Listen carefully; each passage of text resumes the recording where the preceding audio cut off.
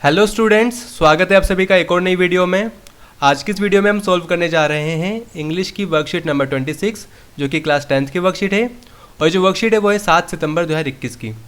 आज की इस वर्कशीट के अंदर हमें एक पैराग्राफ दे रखा है, उस पैराग्राफ को रीड करना है और रीड करने के बाद जितने भी क्वेश्चंस दे रखे हैं उनके आंसर्स लिखने हैं। ये जो पैराग्राफ या ये जो एक्सट्रैक्ट है वो आपकी बुक से लिया गया है जिसका नाम है फर्स्ट फ्लाइट, और चैप्टर 2 से लिया गया है। चैप्टर का नाम है Nelson Mandela long walk to freedom. ठीक है, तो रीड कर लेते हैं। पहले यहाँ पे लिखा भी है कि read the following extract and answer the question 1 to 4। आपको 1 से लेकर 4 तक जितने भी क्वेश्चन है उसके आंसर इस एक्सट्रैक्ट को रीड करने के बाद देने हैं। इसे रीड करते हैं। यहाँ लिखा है it is from these comrades in the struggle that I learn the meaning of courage. यानी ये जो कॉमरेड्स हैं, यहाँ पे ना नेल्सन मंडेला लिख रहे हैं कि ये जो कॉमरेड्स है, कॉमरेड्स मतलब उनके साथी जिन्होंने मतलब आज़ादी दिलाने में हेल्प करी थी ना, उनके लिए कहा गया है कि ये जो साथी थे मेरे, इन्हीं से मैंने अपनी जो रियल मीनिंग है करेज की, करेज मतलब साहस की, वो सीखी है। अब करेज की मीनिंग क्या होती है? करेज का मतलब होता है अगर हम अपने डर पे विजय पा लें, अपने डर को मतलब हरा दें, उससे जीत जाएं, तो उसी को बोलते हैं करेज। आगे यहाँ लिखते हैं वो time and again I have seen man and women risk and give their lives for an idea. मतलब उन्होंने कई समय से देखते आ रहे हैं कि लोगों ने कई बार अपनी एक आइडिया के लिए अपनी जान रिस्क पे लगाई है। अब आइडिया का मतलब क्या होता है? कई बार लोग अपनी फ्रीडम के लिए अपनी जान को रिस्क पे लगाते हैं, ठीक है, जान को दाव पे लगाते हैं। वो यहाँ पे दे रखा है, यहाँ पे समझा रखा है। यहाँ लिखा है I have seen man stand up to attack and torture without breaking showing a strength and resilience that defies the imagination. अब यहाँ पे उन्होंने दोनों तरह के लोग देखे हैं। ऐसे लोग भी देखे हैं जो कि मतलब बिल्कुल निर्दयी तरीके से मारते हैं, किसी दूसरे को अटैक करते हैं किसी पे, ठीक है। और कुछ ऐसे लोग भी देखे हैं जो अपने आप को मतलब संभाल के रखते हैं, अपने मतलब कोई उन पे हमला करता है तो वो उसको सह पाते हैं, उस हमले को सह पाते हैं। तो दोनों तरह के उन्होंने लोगों को देखा है। I learned that courage is not the absence of fear. मतलब नेल्सन मंडेला कहते हैं कि करेज का मतलब ये नहीं है कि आपके अंदर डर ना हो, अब्सेंस ऑफ फियर का मतलब करेज नहीं होता, but the Triumph over it. मतलब अगर हम उसको जीत जाएं, ट्रायम्फ मतलब क्या होती है? विक्ट्री, जीत। अगर आप उस पर जीत हासिल कर लोगे अपने फियर पे, तो आप क्या हो? करेजियस कहलाओगे, यानी आप साहसी कहलाओगे। The brave man is not he who does not feel afraid. यानी एक ब्रेव मैन वो नहीं है जो कि अफ्रेड फील ना करे, but he who conquers that fear. पर ब्रेव मैन वो कहलाएगा जो अपने डर पे जीत हासिल कर ले। तो इस तरह से ये जो एक्सट्रैक्ट है वो हमने रीड कर लिया है। अब देखते हैं हम क्वेश्चन आंसर को। यहाँ पे जो पहला क्वेश्चन दिया गया है वहाँ पे क्या लिखा है? What did Nelson Mandela and his comrade struggle against. यानी नेल्सन मंडेला और उसके साथी किस चीज़ के लिए स्ट्रगल कर रहे थे? तो आपको पता ही है कि जो साउथ अफ्रीका के अंदर अपार्थाइड का सिस्टम था, यानी वहाँ पर काफ़ी ज़्यादा भेदभाव होता था काले और गोरों में, मतलब ब्लैक एंड वाइट्स में काफ़ी ज़्यादा डिस्क्रिमिनेशन था। उसी के लिए उन्होंने मतलब क्या कर रहे थे? वो स्ट्रगल कर रहे थे। यहाँ पे इक्वल अपॉर्चुनिटीज़, हाँ वो इक्वल अपॉर्चुनिटीज़ हो सकती है। फ्रीडम के लिए फ्रीडम भी कह सकते हैं, डिस्क्रिमिनेशन और लिबर्टी। तो यहाँ पर सबसे सूटेबल जो ऑप्शन है वो ऑप्शन सी है, डिस्क्रिमिनेशन। वहाँ पर जो भेदभाव, यानी डिस्क्रिमिनेशन का मतलब होता है भेदभाव, साउथ अफ्रीका के अंदर जो भेदभाव होता था उसके खिलाफ वो क्या कर रहे थे? स्ट्रगल कर रहे थे, ठीक है, या फाइट कर रहे थे। तो ए का आंसर क्या होगा? Option C, discrimination. उसके बाद पढ़ते हैं सेकंड क्वेश्चन को पढ़ते हैं। यहाँ पे लिखा है select the option that is not true. हमें सेलेक्ट करना है ऐसा ऑप्शन को जो ट्रू नहीं है। पहला लिखा है he learned fear from his comrade. मतलब नेल्सन मंडेला ने अपने कॉमरेड से फियर को सीखा था। नहीं, ये तो ट्रू नहीं है। आगे भी लिखते हैं man and women can give up their life for an idea. ये तो ट्रू है। Man stand up to attack and torture without breaking. ये भी ट्रू था। People so strength and resilience that is hard to imagine. ये भी बिल्कुल true है।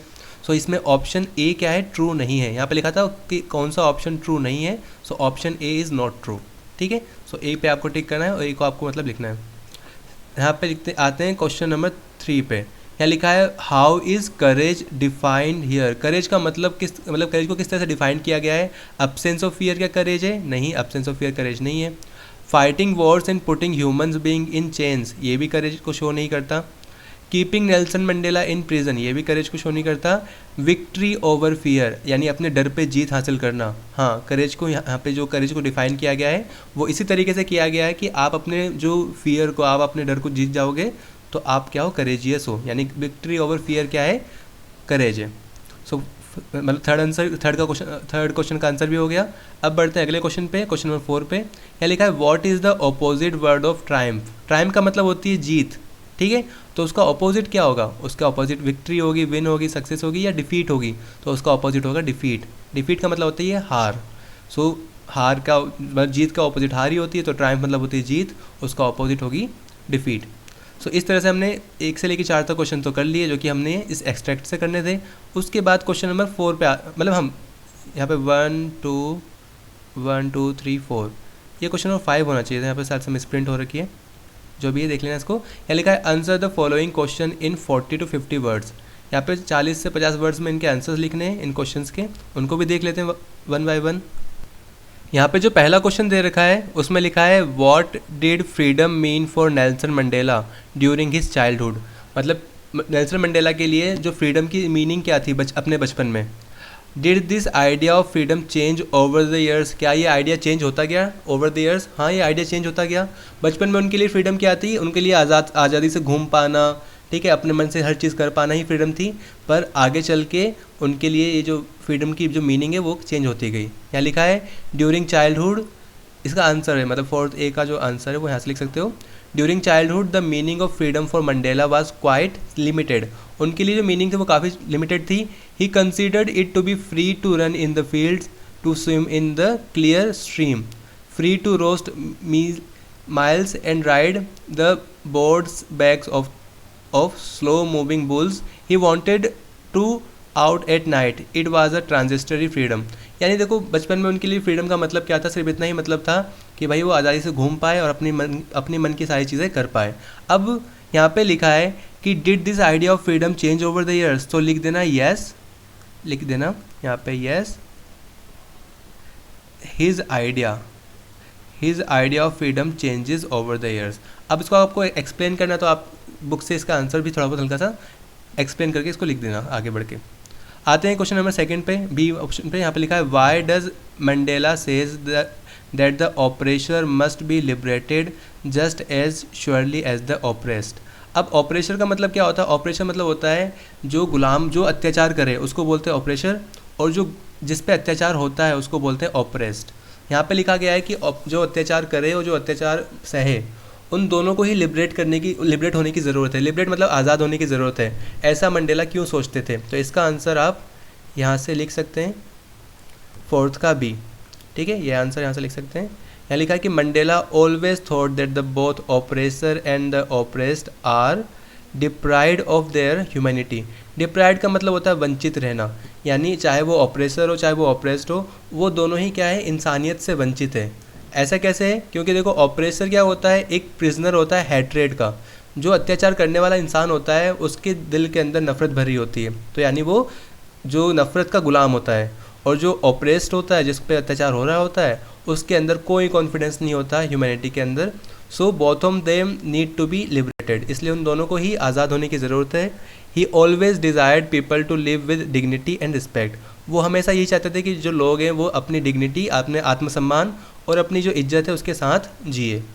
सो ये जो 4th का बी है वो भी हो गया इस तरीके से। सी पे आते हैं, यहाँ लिखा है what according to you are the attributes of a good leader. यानी एक अच्छे लीडर के, एक अच्छे पॉलिटिकल लीडर की क्या क्या क्वालिटी होती है, क्या क्या चीज़ें उसके अंदर होनी चाहिए, वो यहाँ पे लिखना है। सो हमारे अकॉर्डिंग क्या, देखो एक अच्छा लीडर वही होगा जो कि हमको समझे, हमारी प्रॉब्लम को समझे, ठीक है, और हमारे फेवर में काम करे। सी का आंसर यहाँ से लिख सकते हो कि a good political leader is one who is capable to take decisions, determined to work for the betterment, has the willingness to manage and rectify issues and importantly stand up for what is right. ठीक है, जो सच है, जो सही है, उसकी मतलब सामने खड़े होने का मतलब जिसके अंदर हिम्मत हो, जो गरीबों की जो मतलब जिसके ऊपर अत्याचार हो रहा है उसकी हेल्प कर सके, वही एक अच्छा पॉलिटिकल लीडर कहलाएगा। अब political leader should not be worried about his या हर पोजीशन। याद रखना, पावर और अथॉरिटी। अगर पॉलिटिकल लीडर है तो उसका मतलब क्या है, वो तो जनता का सेवक है, उसको जनता के लिए काम करना चाहिए, ना कि अपनी पोजीशन, अपनी पावर और अथॉरिटी की उसको परवाह होनी चाहिए। He should always work for the growth of the society and should value his citizen. ठीक है, सोसाइटी की ग्रोथ हमेशा जो उसको करनी चाहिए, हमेशा सोचना चाहिए कि किस तरीके से सोसाइटी को और अच्छा कर सके और जो सिटीजन्स हैं उनकी वैल्यू करनी चाहिए, ठीक है। जिन लोगों ने वोट दिया उनकी तो वैल्यू करनी ही चाहिए उनको। A successful leader should have 5 major virtues. अब सक्सेसफुल लीडर के अंदर 5 चीज़ें तो होनी ही चाहिए, डिसिप्लिन, ट्रस्टवर्दीनेस, करेज, ह्यूमननेस और इंटेलिजेंस। ये 5 चीज़ें एक अच्छे पॉलिटिकल लीडर के अंदर होनी ही होनी चाहिए, ठीक है। सो फोर्थ का सी का आंसर भी हो गया। बढ़ते अगले क्वेश्चन पे। यहाँ पे लिखा 5th क्वेश्चन, यहाँ लिखा है the editor of your school magazine has asked you to prepare an inspiring write up on Nelson Mandela's life. Write a paragraph in 100 to 120 words. अब देखो आपके स्कूल मैगजीन में के लिए आपको मतलब पैराग्राफ लिखना है, ठीक है, और वो 100 से 120 वर्ड्स में होना चाहिए और नेल्सन मंडेला के ऊपर होना चाहिए। और ये जो पैराग्राफ है वो इंस्पायरिंग होना चाहिए, मतलब इंस्पायर करें बाकी बच्चों को, ठीक है। सो इसको भी आपको लिख देना है यहाँ से इस तरीके से। सबसे पहले तो हम जानेंगे कि नेल्सन मंडेला की जो अर्ली लाइफ थी, जो मतलब उन्होंने किस तरह से उनका जीवन शुरू हुआ, किस तरह से वो जिए, तो वो जानेंगे।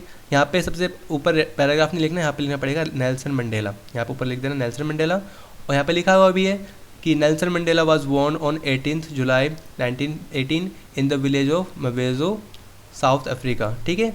उसके बाद उनकी मदर का नाम, फादर का नाम यहाँ पे दे रखा है। और उनका जो बचपन का नाम था वो क्या था, रोहली हला बाय हिज पेरेंट्स, जिसका मतलब क्या था, मिस्चीवियस, मतलब वो काफ़ी शरारती थे। But his school teacher change his name to Nelson, और उनका जो नाम था नेल्सन उसके स्कूल टीचर ने चेंज किया था। इसके बाद यहाँ पर यह भी देखा कि Nelson Mandela did his early study at Clarkebury missionary school. Nelson Mandela was just 12 years old when his father died, but his family never let the absence of his father affect his life.